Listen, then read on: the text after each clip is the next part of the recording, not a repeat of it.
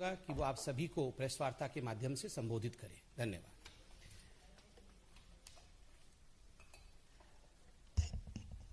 आज पूरे राष्ट्र ने कांग्रेस के निवर्तमान अध्यक्ष राहुल गांधी की प्रेस वार्ता में राष्ट्र के प्रति उनकी चुनौती को देखा। अपनी प्रेस वार्ता में राहुल गांधी ने अपने 15 साल के राजनीतिक अनुभव को जताते हुए ये ऐलान कर दिया कि 26 जनवरी को जो दृश्य देश ने दिल्ली में देखा, वही हिंसा राहुल गांधी का मानना है कि जल्द ही राष्ट्र के हर शहर, स्लम तक जनता देख पाएगी। भारत की राजनीति में पहली बार शांति का आह्वान करने की बजाय अराजक तत्व देश में आग कैसे लगाएं,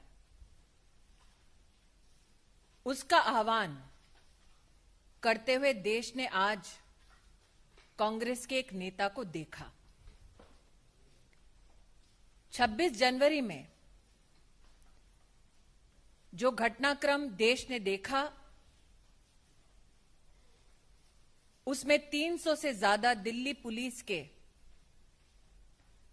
अफसर, पर्सनेल घायल हुए। कई मीडिया कर्मियों पर हमले हुए। यहां तक कि राष्ट्र ने वो दृश्य भी देखा जिसमें महिला पुलिस कर्मियों को घेर कर उनको मारने का प्रयास किया गया। राष्ट्र नहीं भूलेगा वो मंजर जब मीडिया कर्मियों पर, पुलिस के अधिकारियों पर ट्रैक्टर चलाकर उन्हें मारने की भी कोशिश की गई। लेकिन आज राहुल गांधी के मुख से घायल एक भी पुलिस कर्मी के लिए सांत्वना के शब्द नहीं निकले। आज राहुल गांधी के मुख से एक भी मीडिया कर्मी जिस पर हमला हुआ, उनके प्रति संवेदना के एक भी शब्द सुनाई नहीं दिए। राष्ट्र को आज मैं एक नागरिक और भाजपा की कार्यकर्ता होने के नाते कहना चाहती हूं, राहुल गांधी वो नेता हैं जो चाहते हैं कि देश भर में कानून व्यवस्था भंग हो। राहुल गांधी वो नेता हैं जो चाहते हैं कि अराजक तत्व देश में न सिर्फ तिरंगे का अपमान करें, बल्कि देश को तोड़ने का भी दुस्साहस करें। आज भाजपा की कार्यकर्ता, देश की नागरिक होने के नाते मैं राष्ट्र भर से अपील करती हूं कि राहुल गांधी के जितने भी मंसूबे हैं, उन्हें हम सबको मिलकर नाकामयाब करने होंगे। Today, the country witnessed a call for violence given by the former president of the Congress party, Shri Rahul Gandhi.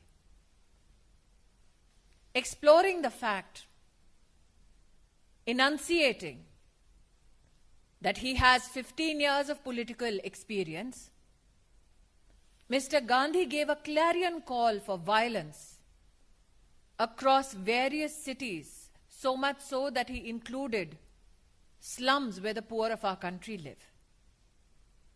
Never before in our democratic history have we witnessed a political leader asking for the fire of violence to spread instead of seeking peace, instead of promoting peace. Mr. Gandhi today declared war upon the Indian people and said that if his political stand is not supported by the Prime Minister of our country, then cities will burn. As a member of the Bharatiya Janata Party, as a citizen of this country, I appeal to every Indian citizen to ensure that Rahul Gandhi's call for violence is met with sustained peace, that Rahul Gandhi's intentions to politically benefit from strife is defeated. What is shocking yet, but expected of Mr. Gandhi, is that over 300 police personnel of the Delhi police who were badly injured did not receive one word of support or consolation from Mr. Gandhi. There were numerous media personnel who were hurt on the 26th of January and the violence that was witnessed by the country at large. Not a word was spoken by Mr. Gandhi in protest against the behavior meted out to female police personnel or those police personnel and media personnel upon whom attacks were undertaken.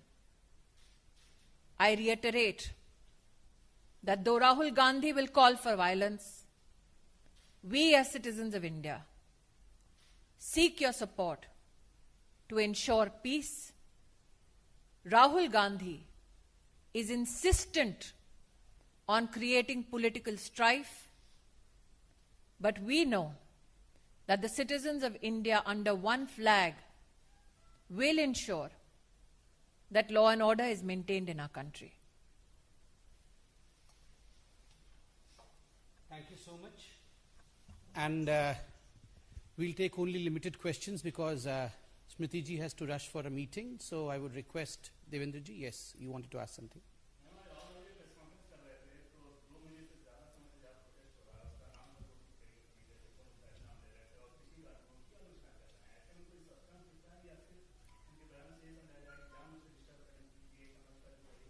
Rahul Gandhi ने आज अपनी press वार्ता में भले ही border का नाम ढंग से ना लिया हो, उनसे अपेक्षा भी नहीं की जाती कि उनके पास तथ्य होंगे, लेकिन जिस तरह से उन्होंने हिंसा का आह्वान किया, जिस तरह से उन्होंने हर प्रदेश के हर शहर के लॉ एंड ऑर्डर के प्रशासन को चुनौती दी कि अगर उनकी बात को, उनकी हिदायत को माना ना जाए तो देश भर में हर शहर में आग लग जाएगी।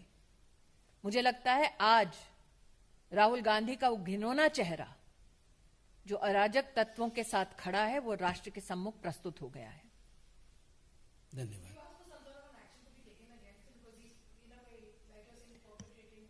He would want some kind of an action against him so that he can present himself as a political martyr.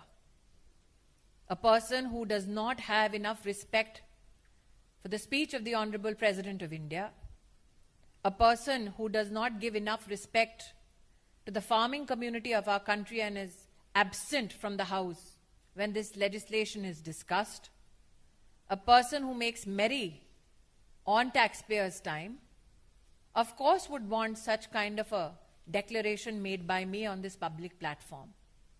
But what should concern all of us as citizens is that such is the depravity of Rahul Gandhi's politics, that instead of asking for peaceful resolution, he has pointedly said that हिंसा अब शहरों में slum तक फैलेगी।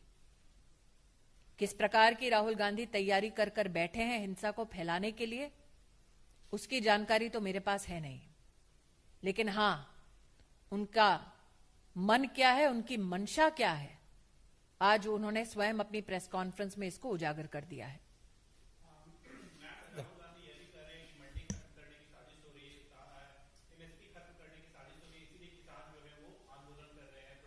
राष्ट्र के इतिहास में सबसे व्यापक एमएसपी का ऑपरेशन आप सबने इस देश में नरेंद्र मोदी जी के नेतृत्व में देखा। मंडी सिस्टम को और सशक्त करने का नरेंद्र मोदी जी का कार्य भी गत